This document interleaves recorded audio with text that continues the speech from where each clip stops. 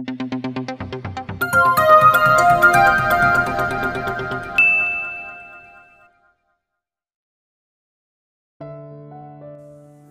mask? Yun ang solusyon ni Bella sa pagtatago ng bibig niya mula kay Darius. Thank God she brought her boxes of mask from Manila to De Guzman. Gamit niya yun sa ospital kaya marami siyang ganun. At ngayon ay nagamit ni Bella ang kanyang sandata laban sa rapist na si Darius. She just faced her with her pink hospital mask. Nakakadiri. Lover yun ng mommy niya tapos ngayon hinalikan siya. Darius was so gross. At ano raw? Makailan na napakurap ang dalaga sa pagkakatitig sa balot na nakalagay sa palad niya. Condom. She had a condom in her palm. Kung hindi lang siya pamilyar sa condom dahil sa medical school, baka naitsa niya yun sa kawawang bagay na yun. God, she knows that it's a condom. Gumagamit sila nun sa ospital. Lalo na at mag-obstetrician gynecologist siya. Hindi yun sa kanya. Paano nagkaroon ng ganun sa kotse niya? Baka nga kay Harry yun. Knowing that her ex-boyfriend was constantly having make love when she was not around. It was really possible that the condom in her hand belonged to that asshole. Nalaglag siguro ng lalaki yun ng proteksyon kapag binubuksan ng wallet sa loob ng sasakyan niya, kapag yun ang pinagmamaneho niya. Sumakit ang kanyang dibdib na maalalang kanyang naabutan na eksena sa loob ng opisina ni Harry. Daig pa niyang tinarakan ng kung anong matalim na bagay sa dibdib niya ngayon sa pagkakaalala ng lahat. Sariwa pa sa alaala ni Bella kung paano niya naabutan ang dalawa ni Jean na nagtatalik sa swivel chair. Maluha-luha siyang kumurap. Wala nang balikan pa. She has to call that man a cheater. Wala namang rason para siyang ipagpalit. Mabait naman siyang girlfriend. Malambing naman siya. Taliwas ng lahat ng pinapakita niya kay Darius sa mga pinakita at pinaramdam niya kay Harry. Yet she was still fooled.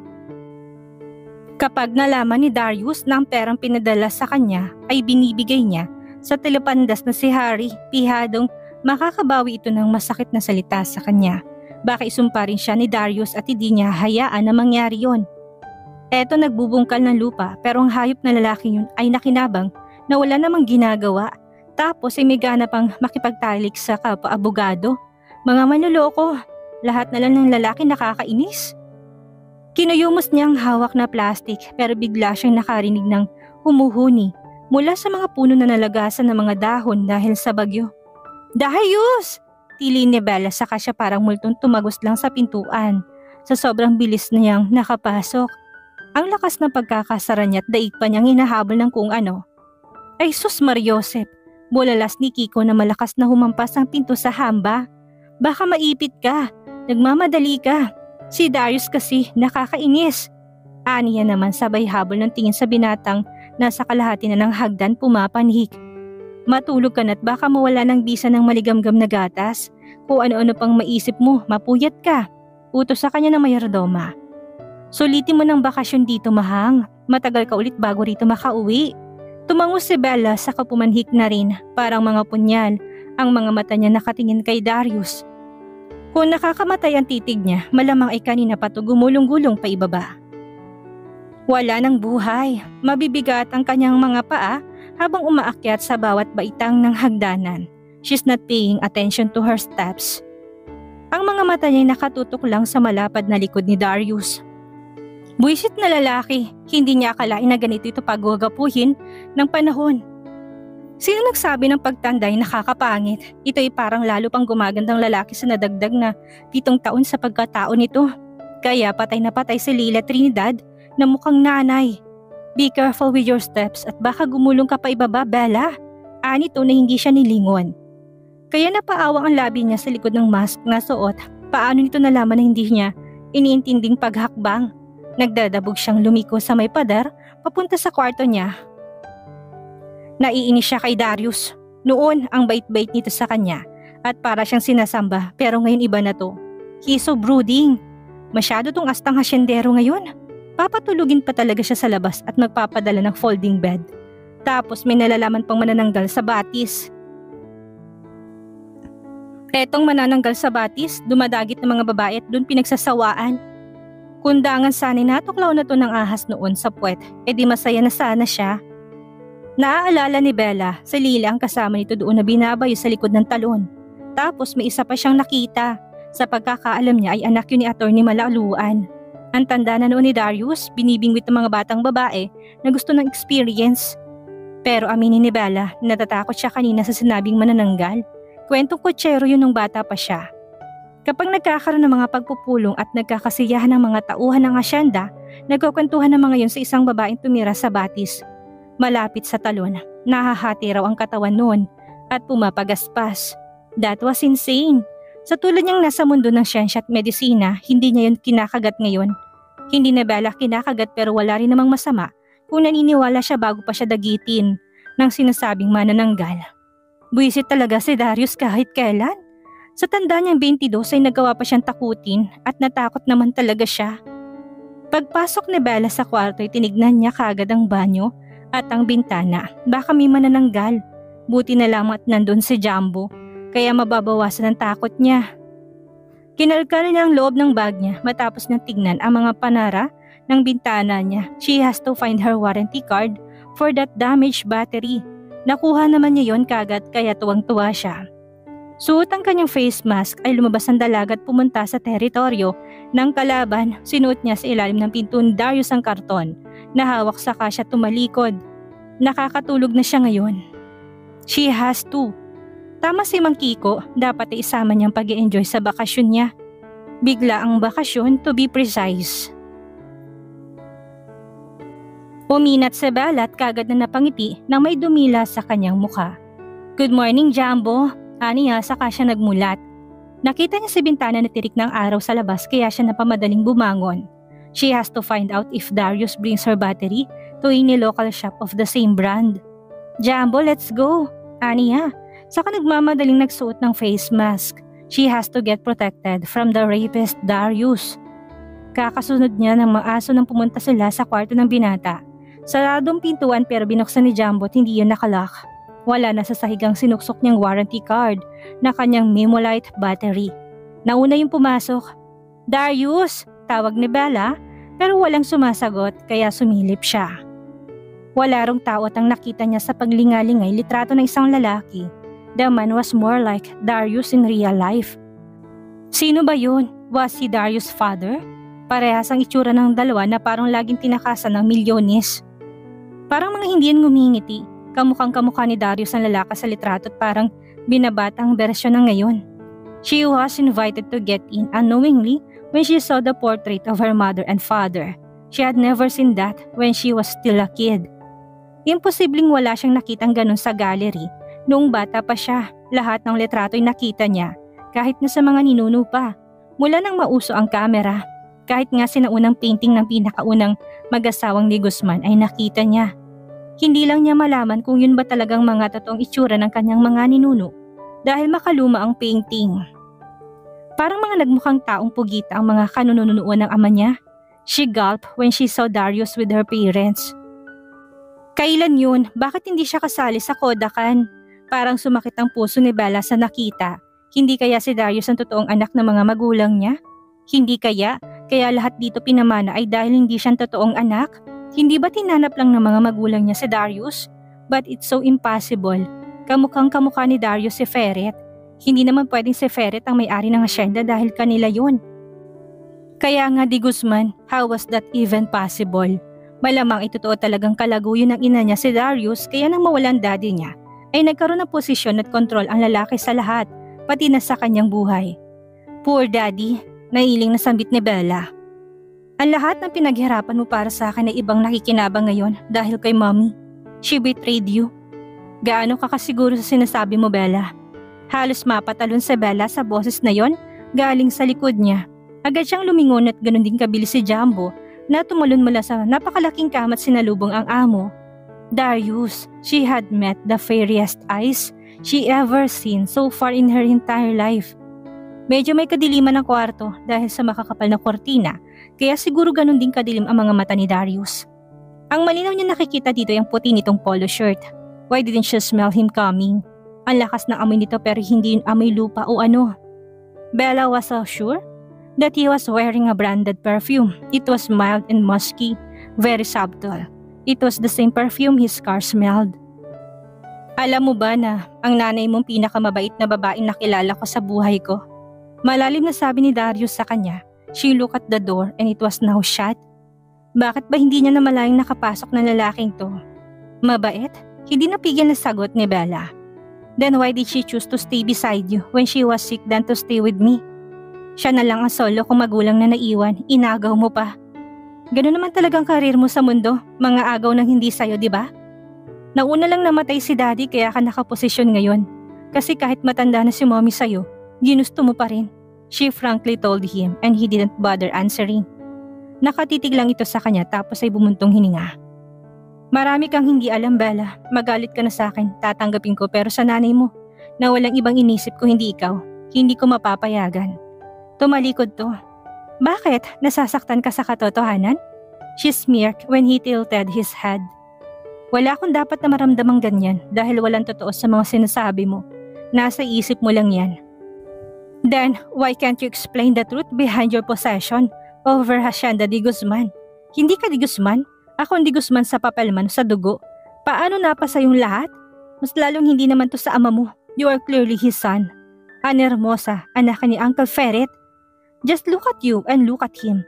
Look at my father and all my ancestors. Wala ka manikatiting nahawig sa kanila. Paano ka nakapasok kayo ng tatay mo dito? She kept on asking, but he remained quiet. Nakinig naman ito. Alam ni Bella pero talagang nakapinid ang bibig nito. Ano bang tinatago ni Darius sa kanya? O baka anak niyo talaga ako ni mommy? Ikaw ang di Guzman at hindi si daddy. Hindi kita gugustuhin na maging anak, Bella. Maniwala ka. Anitong naglakad na papunta sa pintuan. Kaya kanda usok na naman ang puwet niya. Buisit ka talaga! Gigil na sambit ni Bella pero ito naman ay tuloy-tuloy na sa pagbubukas ng pintuan. Kumain ka na't magbihis. Sasama ka sa akin sa shop. What? Ayoko sumama sa'yo. Dito lang ako. Magtiis ka ng walang service. Hindi ka rin gagamit ng kotse ko. Buisit ka talaga. Amoy lupa ka. Galit sa Bellang nagmarcha pasunod dito. Sasama na. Maliligo lang ako. Inis at napipilitang sabi niya. Pero nilingon siya nito sa kasya, pinasadahan ng tingin. Don't you dare enter my room next time, Bella. That is my territory. Keep yours. Huwag mo nga ako ini-Ingles-Ingles, irap niya kay Darius habang sunod-sunod siya sa pata nito. Turkish? Umangat ang mga kilay nito na lalaw nitong ikinapogi. Iyooks, anong pogi, Bella? Sira na bang mata mo? Oo, sira na siguro na sobra at kailangan na niya magdagdag ng grado sa salamin niya. Hindi niya ito pinansin dahil halatang inaasar siya nito at pinipikon. Jumbo, come with me. Kakain ka na sa ibaba. Anito sa alaga na tila nalito kung susunod sa kanya sa kwarto susunod kay Darius sa ibaba. Kain ka na muna, Jumbo. I'll go downstairs too, she said and patted the dog's head. Para naman yung isang taong nakakaunawa. Sumama sa mayabang na amo pa ibaba. Ngayon lang si Bella sa buhay niya nalito na sobra sa mga nangyari. Napapaisip na siya kung bakit nga ba kay Darius lahat ipinangalan ni mommy. Lilibat ang dapat na sa kanya. Ano bang tinatago ng ina niya at ni Darius? Base sa mukha ni Darius kanina may nililihim itong hindi niya pwedeng malaman. Ang abogado, kailangan niya makausap yun at matanong. She has to find out the secret that Darius been hiding for so long she thinks. Tulad ng dati matyagang naghihintay si Darius kay Bella. Nakasandal lang siya sa kotse nito. Magkakrus ang mga braso sa dibdib. Napakabilis na lumipas ng panahon. 7 taon siyang nagtiis na walang kamustahan. Kahit nasa loob niya ay para siyang mamamatay. Nagpapanggap pa siyang nagbabantay ng mga produkto na inilalabas nila sa de Guzman papuntang Maynila para lang masilip si Bella. He had been so crazy and head over heels when it came to her. He wanted her to notice him, to show his worth, but she chose to accept a lawyer in her life. That day he saw her go out on a date with that man. Darius almost died. Nagwakas ang kanyang katiting na pag-asa nang magustuhan siya ng batang mula at sa pool ay minahal niya. Baliw siguro siya, umanyak nga lamang dahil nagkagusto siya sa isang batang para na niyang kapatid. Who would not? Napakaganda ni Bella. Siya lamang hindi nun pinapakitaan ng gandang panloob pero alam ni Darius na tulad ni Lilibet ay magandang kalooban nito. There was one wish that left him astounded before Lilibet's soul left the woman's body. Kung hindi na raw niya makakayang suportahan sa Bella sa lahat, pag-aralan daw sana niyang mahalin at gustuhin ng anak noon. Kinalaunan ay gawing asawa para siguradong maganda ang buhay. Pero kung hindi naman daw, wag na muna raw siyang mag-aasawa dahil baka raw silipin ang sustento niya kay Bella. The latter one was granted by fate. He had never found another better woman who'd catch his precious attention. Si Leila ang kanyang naging palipasan ng oras simula nang makita niya si Bella na may boyfriend na at hindi na masamang 3 taon na naging pagsasama ng dalawa. The question is, why did the two break up? Sabi ni Darius na magdesisyon siyang sunduin ang dalaga sa apalit ay wala ng dating Darius. Pero ano nangyari ngayon? He's tormented and torn between doing the right thing that he was supposed to do rather than pursuing his desire. Right that moment he saw her standing on the side of a stormy road after 3 long years. He knew that she had finally awakened and knocked his feelings back into life again. He's still in love with her. In love siya sa nagbabagang bungangat galit na puso. Nakaalis na talaga siya kanina para papalitan ng battery. Kahit naman hindi sa Di Guzman binili ni Bella ang baterya ay mapapalitan yon basta may warranty at same brand lang din ang ipapalit.